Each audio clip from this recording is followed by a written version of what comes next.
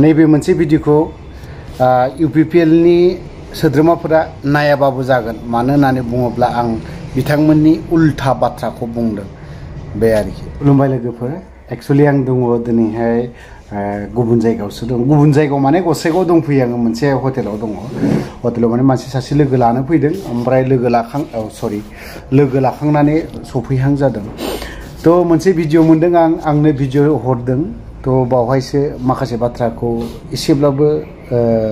news पर्टेलाव नोंथांमोना मोनथिखाबायबो जानांगौ थेवबो आङो गोजामब्लाबो भिडिअखौ आं दामनो लुबैदों बिथां लैहोर फंबाया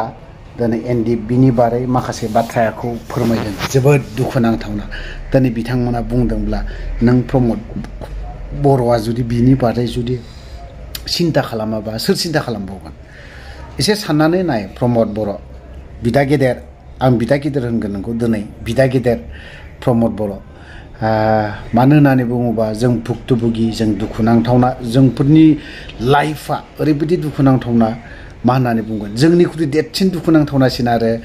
जायफ्रा मार्टियास फेमिलि बिथांमोननि न'खर मैया आं गान्दानि न'खर हाबदों आरो गुबुननि न'खराव हाबदों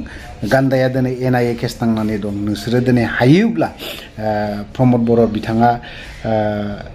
गान्दानि बिमानि सुगार जानायनि रांखौ जुदि एसे हरोब्ला मोजां जागोन होननानै आं सानो नोंथांमोना खुंथायाव थानायावथ' दङ थाखा फैसानि मा प्रब्लेम दिनै एग्जाम्पलावहाय नैबे सावगारियाव होनानै दोननाय PCDC चेयारमेन होननानै खोनादों दिनै बिथाङा थाखा फैसानि सायाव उन्दुनानै थायो दिनै थाखा फैसाखौ बियो गस्ला बायदि कम्बल बायदि जुमनानै थायो होनबा नोंथांमोननि सरकारनाव थाखा फैसा एभेलेबेल दं होनबालाय मानिथो टेनसन दिनैहाय माखौ सानबाय थादों दिनै जायफ्रा दिनै मार्टियास फेमिलि बा मुंख्लं फेमिलिफोरनो दिनै इन्डिया गभर्नमेन्टआ मोनसे पेकेज होदों बे पेकेजखौ होआलाफानो जुदि बिथांमोननो 5 लाखखौ जुदि होयोब्ला मोजां जागौ होननानै आं सानो यानो जादोला आं बाथ्राखौ गोबां बाथ्रा बुंनो थाङा नैबे PCDC सासे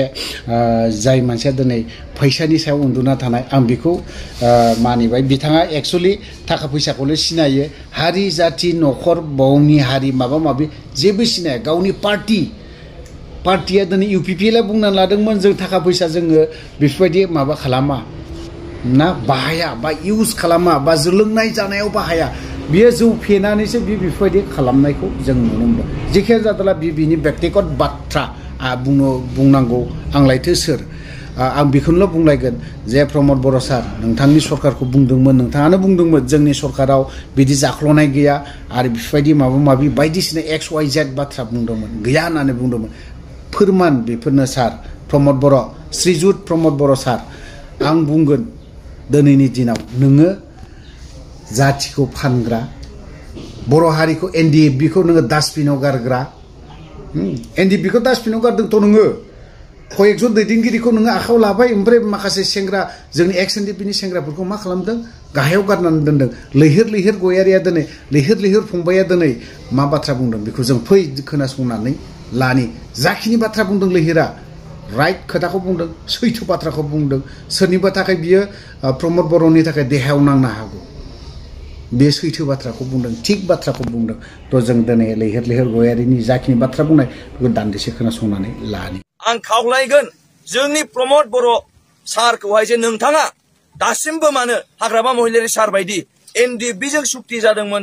BTR सुक्ति दासिमबो मानो NDFB आदामोनखौ बख'वाखै दासिमबो NDFB आदामोननो मानो साख्रि होआखै दासिमबो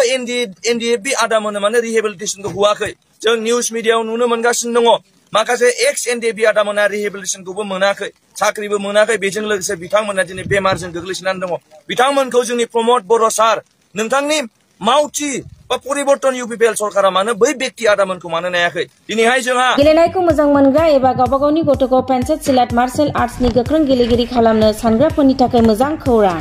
चिरां जिल्लानि सापागुरि पेन्सिल सिलाट मार्शल आर्ट्स एकाडेमियाव मुं थिसननाया सोलिगासिनो नोंथांमोना नोंथांमोननि गथ'खौ सापागुरि पेन्सिल सिलाट मार्शल आर्ट्स एकाडेमियाव मुं थिसननो हागोन फोरोंनायनि जायगाया जाबाय सापागुरि लावज्रिपारा दगरपारा गेलेग्रा फोथार आरो बेरांगाव हास्रावबारि मख'जाथाव दि सापागुरि पेन्सिल सिलाट मार्शल आर्ट्स एकाडेमिनि सोलोंसाफ्रा गुबुन जायगायाव गेलेहैनानै जाफुंसारहोनो हादों नोंथांमोना नोंथांमोननि गथ'खौ सापागुरि पेन्सिल सिलाट मार्शल आर्ट्स एकाडेमियाव मुं थिसननानै पेन्सिल सिलाट मार्शल आर्ट्सनि आखा-फाखा गेलेगिरि खालामदो Sapaguri pencil सिलाट martial arts academy आन्दोलन खालामनानै मार्टियार जाबोनाय फेमिलिफोरखौहाय